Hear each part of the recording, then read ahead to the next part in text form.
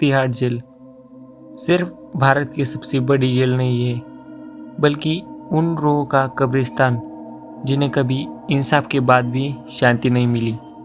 कहते हैं तिहाड़ की जेल नंबर 3 में रात के बाद समय रुक जाता है, दीवारें फुसफुसाती है और साए कैदियों के नाम लेकर पुकारते हैं। पिछले 1 महीने में 3 कैदी अचानक पागल हो गए। उनका सिर्फ एक ही दावा था, कोई है जो हमें मरने के लिए उकसाता है। इन्हीं रहस्यमय घटनाओं की जांच के लिए पहुंचा पैरानॉर्मल इन्वेस्टिगेटर सिद्धार्थ। समय था रात के 1:30 बजे। जगह थी तिहाड़ जेल का सबसे डरावना हिस्सा, बैरक नंबर 7 और फांसी घर। लेकिन सिद्धार्थ को नहीं पता था कि ये सिर्फ एक जांच नहीं, बल्कि जिंदा बाहर निकलने की आखिरी कोशिश बनने वाली है। क्योंकि तिहाड़ की रूहें सवाल नहीं पूछती, वो अगला नंबर तय करती है। तो कहानी शुरू करने से पहले इस चैनल को सब्सक्राइब और लाइक कीजिए। स्टोरी पसंद आई तो कमेंट भी कीजिए। तो कहानी शुरू करते हैं। यह कहानी सिद्धार्थ नाम के एक पैरानॉर्मल इन्वेस्टिगेटर की है, जिसे तिहाड़ जेल के सबसे पुराने और डरावने हिस्से जेल नंबर 3 में एक रात बिताने का मौका मिला था। रात के करीब 1:30 बज रहे थे। तिहाड़ जेल के गेट नंबर 1 की भारी चरचराहट के साथ जब सिद्धार्थ अंदर दाखिल हुआ तो उसे लगा जैसे हवा का तापमान अचानक गिर गया हो। दिल्ली की तपती गर्मी में भी वह एक अजीब सी ठंडक महसूस हो रही थी। सिद्धार्थ के कंधे पर उसका बैग था, जिसमें ईएमएफ मीटर, थर्मल कैमरा और स्पिरिट बॉक्स जैसे उपकरण रखे थे। उसके साथ जेलर विशिष्ट थे, जो पिछले 20 साल से इसी जेल में तैनात थे। विशिष्ट ने फुसफुसाते हुए कहा, सिद्धार्थ जी, यहाँ की दीवारें बोलती है। पिछले 1 महीने में 3 कैदी पागल हो चुके हैं। उनका कहना था कि रात को कोई साया उनसे बात करता है और उन्हें फांसी लगाने के लिए उकसाता है। सिद्धार्थ ने अपना ईएमएफ मीटर निकाला। सुई अभी स्थिर थी।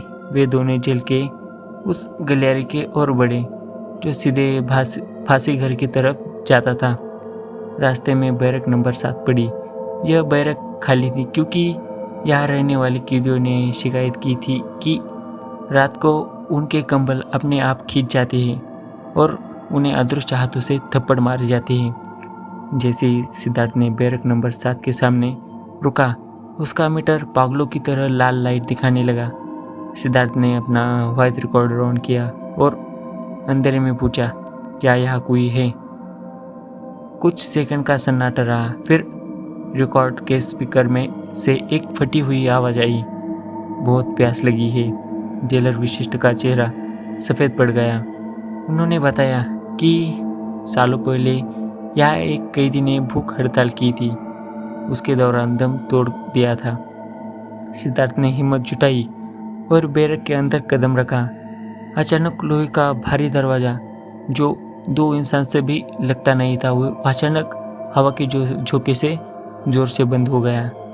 विशिष्ट बाहर रह गया और सिद्धार्थ अंदर अकेला। सिद्धार्थ ने टॉर्च जलाई, लेकिन उसकी रोशनी धुंधली पड़ रही थी। उसे लगा जैसे उसके पीछे कोई खड़ा है। एक ठंडी सांस उसके कान के पास से महसूस हुई। उसने झटके से पीछे मुड़कर देखा तो वहाँ कोई नहीं था, लेकिन फर्श पर धूल में किसी के पैरों के निशान उभर आ रहे थे, जैसे कोई अदृश्य व्यक्ति उसके ओर बढ़ रहा हो। सिद्धार्थ ने चिल्लाकर कहा, मैं तुम्हें नुकसान पहुंचाने नहीं आया हूँ, मैं तुम्हारी बात सुनने आया हूँ। अचानक दीवारों पर नाखून रगड़ने की आवाज़ आने लगी। एक चीख गूंजी जो इतनी तेज थी कि सिद्धार्थ के कान के पर्दे फटने लगे।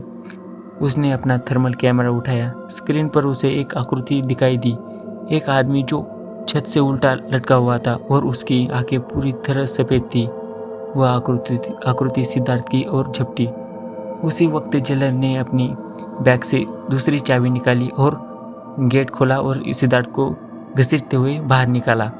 दोनों भागते हुए फांसी घर के आंगन में पहुंचे। वहाँ एक मंजर और भी भयानक था। फांसी के तख्ते के ऊपर एक धुंधली परछाई झूल रही थी। वह धीरे धीरे स्थिर हुई और उनकी गर्दन एक तरफ झुकी हुई थी।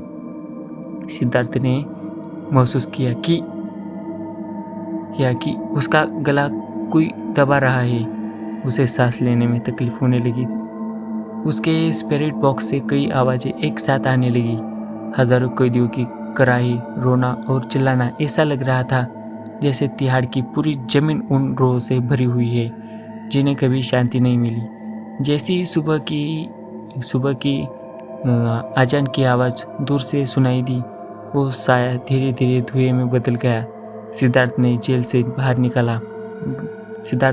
से बाहर निकला, लेकिन उसके गले पर उंगलियों के काले निशान छप गए थे। उसने अपने रिपोर्टर में सिर्फ इतना लिखा, तिहाड़ जेल में कुछ तो है, लेकिन कुछ रोए अपने सज़ा पूरी होने के बाद भी रिहा नहीं होना चाहती।